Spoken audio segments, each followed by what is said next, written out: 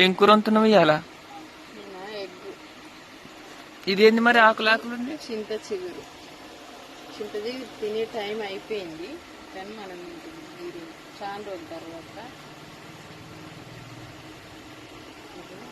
చింత చిగురు వేసిన ఆల్రెడీ కూర మొత్తం అయిపోయింది. చింత చిగురు కూర ఎండింగ్లో వేయాలన్నమాట.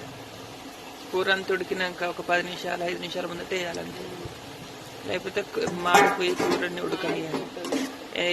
ఎగ్గేలే కానీ చికెన్ లాగా తీసుకుంటే మాత్రం అట్లా వేసుకోవాలన్నమాట. ఈరోజు అయితే మాది చింత చిగురు ఎగ్ కర్రీ. నాకు ఎంతో ఇష్టమైన కర్రీ అనమాట.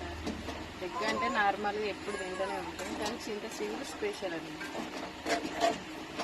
మరి మీరేం కూర చేస్తున్నారు కామెంట్ చేయండి. ఈ టైంలో మీరు ఎవరైనా చింత చిగురు తింటారో కూడా కామెంట్ చేయండి.